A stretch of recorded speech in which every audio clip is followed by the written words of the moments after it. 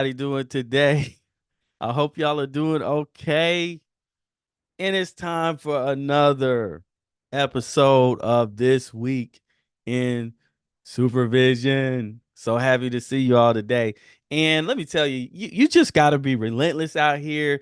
It's really not the easiest thing to be in private practice, to be in business, but it sure beats working for somebody else. But you really got to be relentless. And I tell you, it's been one of those weeks. It's been a good week, but you just got to stay focused, and that's what I'm trying to do. I hope y'all are focused out there. Wanted to talk to you about a couple of things. Like, I have a training going on. I just sent a number of you all an email, and I apologize. We keep having some errors with these links, but let me know if you have any issues with the link, okay? I think we got that problem fixed, and I'm such a perfectionist. It's just driving me crazy. But I had to start off with that. But that's not what we come to talk about. We're going to get back to that. But I wanted to start off with letting you know what we have to talk about today. And so we just had an awesome group just few minutes ago. We ended it, and all of my groups are awesome, and it's crazy because you never know what kind of conversation you're going to get into. So as I advise, like many times, that you may want to, if you're looking at if you're looking for a format on how to run your group, what I do a lot of times, I just start off trying to find out what the people have to say, what they're thinking about, and what needs to be cased. um and so that's how we started out with this group, and we end up almost going the whole session based on a few scenarios that came up in the group. And I think that's the big stuff that really helps people when they're going through the supervision process. But what I want to talk to you about is a small piece of what we did. And I'm going to try to pull up some of what we talked about. And some of these things you may have seen already before, but I can't overly stress the importance of you using mnemonics to help you to remember symptoms and even other things that you're trying to capture in your memory. And we use mnemonics quite a bit with supporting our supervisees with trying to, or my supervisees with trying to learn about different diagnoses. It's funny because I tell them you need to have this stuff because you never know when you're going to be called on. Just recently, I was called on to the news, and I shared with them about how I had these mnemonics in my head because, matter of fact, the person I was talking to was like, "Oh no, we're not doing notes. We're not doing notes this time." So my man was like, "Nah, put your notes aside." And so I had to put my notes aside to do the interview, and he was really awesome. It's a privilege to speak on the Perkins case, and so we were talking about PTSD and some things like that, and I was using the mnemonics that I had remembered in order to recall symptoms. And we're going to share a little bit about that with you. And you can create your own mnemonics on ChatGPT, or you can go online, and many times the mnemonics will be pulled up, and we test our supervisees with this.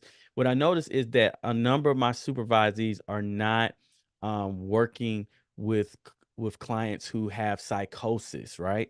And so we start talking a little bit about psychosis, and we started to learn some mnemonics that will help you to recall what, not just psychosis, but to recall some of the negative symptoms of psychosis. And I want to get into that, but just really quickly, before I share those mnemonics, I do want to share with you what we have coming up. And I want to share my screen really quickly. This will take about 30-40 seconds. And we have coming up shortly a training. You all know Social Workers of Alabama, what you get on this. And so if you have any problems logging into the link, let me know. But we'll be delighted for you to join. We had a really nice showing for the last one. And the training this time is on April 16th on Tuesday, 5:30, and the title is Expanding Tolerance: The Importance of Self-Regulation and Healing Trauma. Love to talk about trauma. And we have none other than Leilani Mason, LICSW, and EMDR certified. So she knows a bit about trauma and the treatment of trauma. You want to join this one. We have an awesome time. We always bring competent speakers. We try our best to do that, and we want to see you there.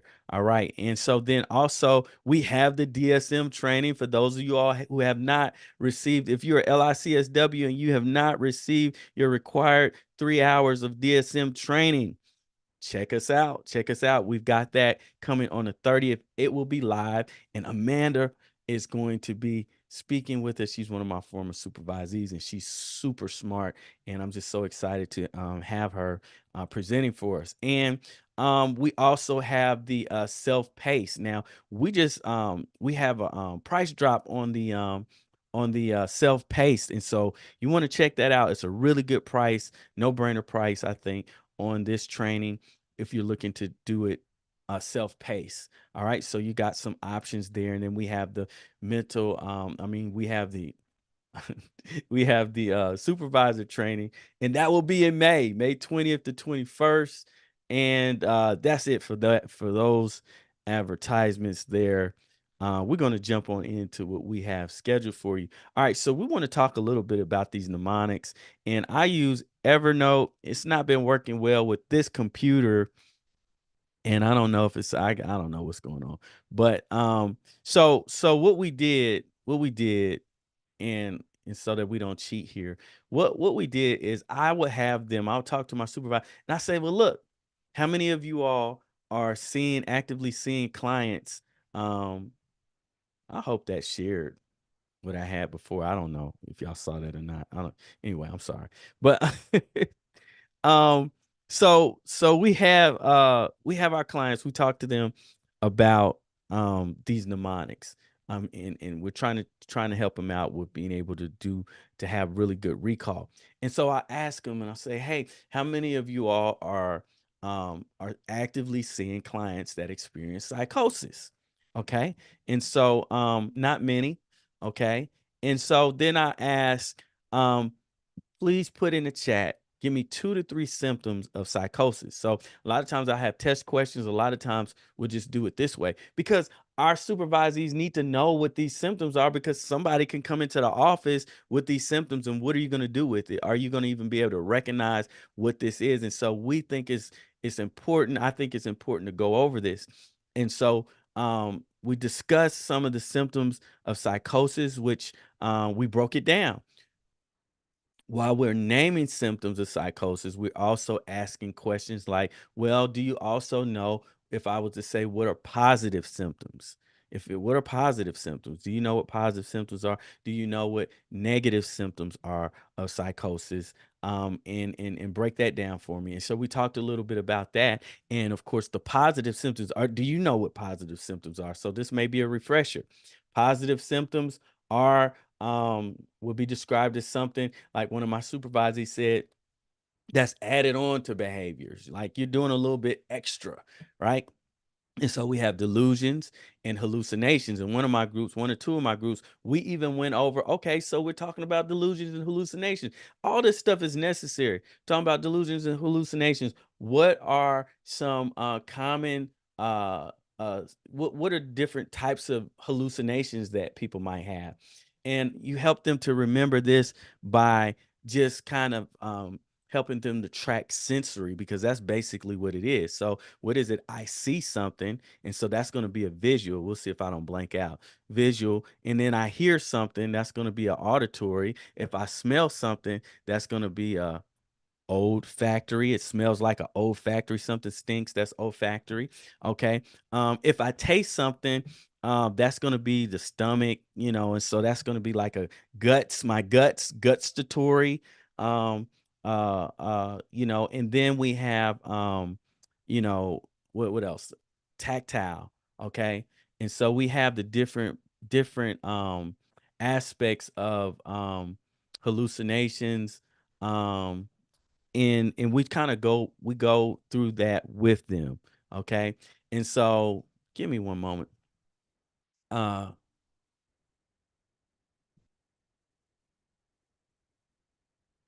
and so yeah.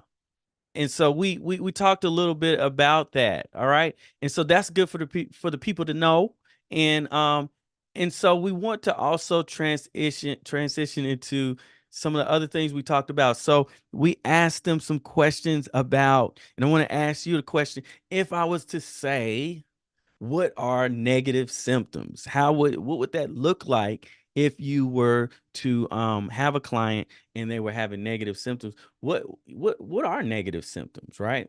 And so we talked a little bit about that, and we used a mnemonic with the negative symptoms. And I'm going to see if I can share this, or yeah, I'm going to have to share it. Let's see if I can share this with you, and so you can have a smooth mnemonic for negative symptoms. So what are some negative symptoms? All right.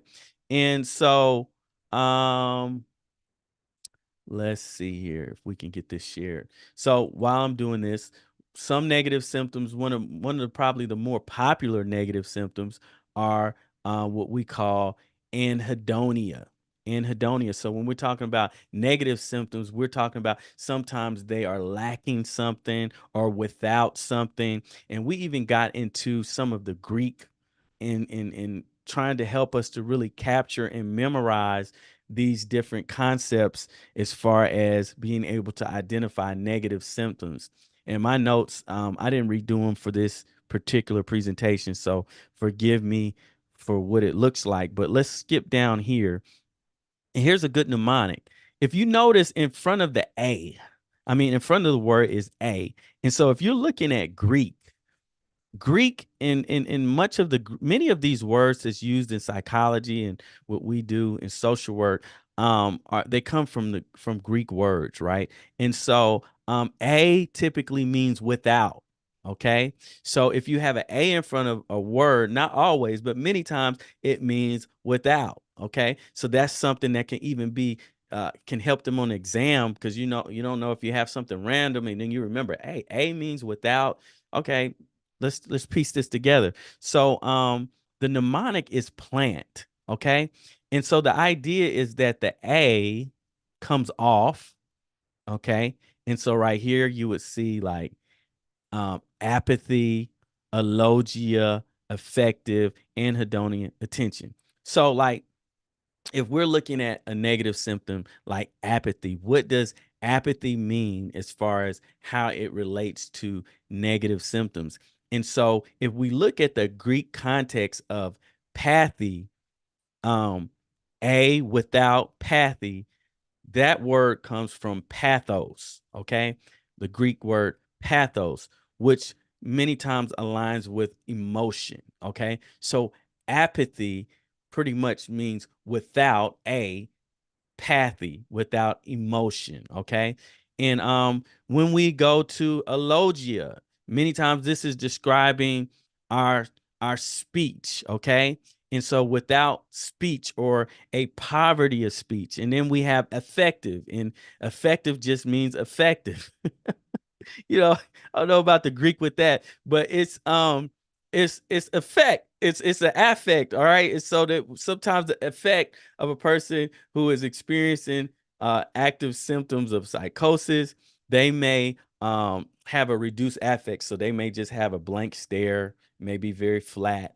They don't have a lot of emotion attached to the way that they look. It's not lining up. Okay. And so we spent some details in talking about this and how this is relevant to different people and cases and situations that we might deal with. And anhedonia, okay? If we look at the A in anhedonia, anhedonia is without, okay, and I don't know about that N, but without pleasure, okay? Because hedoni, if I'm not mistaken, you heard of hedonistic. These are pleasure-seeking people, at least they're described that way. So we're without pleasure and hedonia. And then we have some attentional impairment as well. And so we kind of just went through that in supervision so that they can get that lined up and understand that better. I also broke down. I like my supervisees to be able to speak in a way that it sounds like you know what you're talking about. So I'll throw little stuff in there. And so I say, hey, anybody ever heard of vegetative symptoms? What does that relate to? What does vegetative symptoms mean? And what does that look like? And so we broke down even a mnemonic for that. And so vegetative symptoms are relative to things like if you have sleep deficits or a poverty of sleep or too much sleep or appetite, a poverty of appetite or too much appetite, weight, a reduction in weight or increase in weight. And generally, when we see, and we remember that by SAW, I still remember that from college. So sleep, appetite, weight, and that help you to hold on to that if that's important to you. Vegetative symptoms. This is something we often see in depression, and this is something that we talked about during the group, like anhedonia. Where else do we see that? Well, we see anhedonia in depression. And I've been teaching them the Siggy Caps, another mnemonic that helps you to remember the symptoms of depression. So some of y'all that's new, you may not have heard it, but sleep for S. All right, sleep.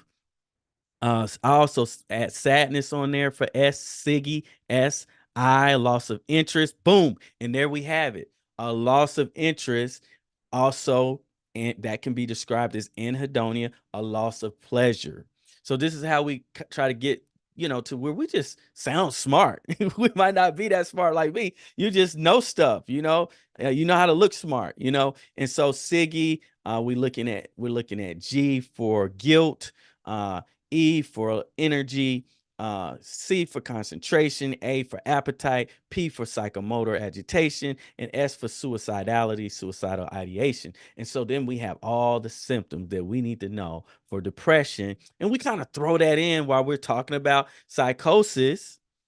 And we talked a little bit about that. Okay, so I better cut it short, but this was one of the scenarios that we actually used. It was Sarah. She's a 7-year-old girl, and she's been exhibiting behavioral concerns for the past year. Her parents report that she has always been a bit irritable, but her mood swings have become more frequent and severe since she turned 6 years old. She has been experiencing mood and behavioral concerns almost daily. Sarah has been hospitalized 6 times due to aggressive behaviors at home and at school. She often gets into physical altercations. And that's why I cut it off right there, because some of our folks are dealing with or working with kids.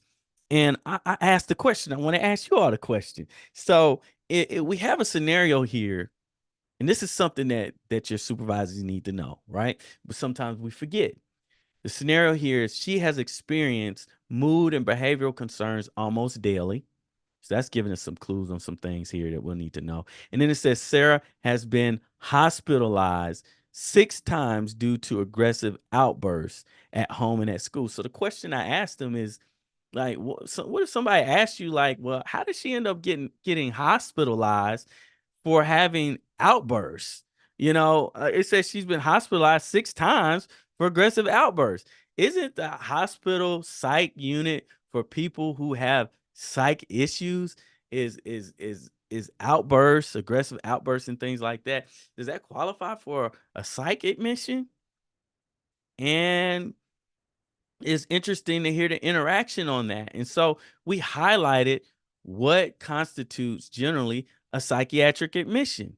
And we even had one of our supervisors that worked psych in the hospital and was like, come on, help me out. Is this still relevant? Tell the people here. Is it still relevant that baseline when we're looking at a psychiatric admission, if they will come in or if they will go back home, are we looking at what? Are they a danger to themselves or a danger to others? That's like baseline in most cases is what we're trying to determine. And then, of course, if they have psychosis, this is going to be a reason for admission as well. Most of the time when we have psychosis, that'll be a valid reason for an admission. I think another question, I'm trying to think of how I asked it, but what's one of the first lines of treatment for someone who has psychosis? I kind of just answered that like just now a little bit, but what's the first line of treatment? And so the first line of treatment is definitely we want to get them to the hospital. But after we rule out if it's something that's going on, as far as some type of drug or alcohol problem, we want to rule that out. If there's any medical situation going on, issues with medications and bad reactions, if we rule all that kind of stuff out, then we're looking at, um, we may have a situation here that we have to treat, and we want to get some, I almost blanked out, we want to get maybe some medications to treat that. A lot of times antipsychotics are being used to treat psychosis, and a number of other medications as well. So we talked about that. All right, and we talked about a number of other things as well. I'm going to stop right here because I think I've been going for a little while, but this is just to give you a little taste of of things that you can use to just go through supervision. Let me tell you, if you're just starting out, okay, I was not a natural with this. I just took really good notes. And now, because I've been doing this so long, things just come up off the top of my head. But in the meantime, just use your notes. And this is with anything that you're doing, whether it's a presentation for supervision that you're doing for your supervisees, or public speaking, things of that nature. Just take copious notes and go over them, short them out. You can see my notes are scattered all over the place, but this is what I use, to help me out. Also, we watch some video. Most of the stuff I get, and I get a lot of chat GPT stuff, I wasn't even able to go over all of this stuff. So with each group, I go over different things, and I supplement many times with a video. And this was Dr. Fisher. He's now deceased, but he gave a great presentation on how to work with kids with DMDD. And don't get me to try to say that, but it's this. Oh my goodness, I always blank out on DMDD. That's why you got to take copious notes. Take copious notes. And is disruptive mood dysregulation disorder. Okay. And so that is that. And I should have been sharing my screen, but I wasn't. But we're about at time. And so I hope y'all pick this up. I may have to shoot this over because I don't know how much of this it was sharing. But that is it for today. I hope that you all have a good rest of the day, and we will see y'all again next week. Take care. Bye-bye.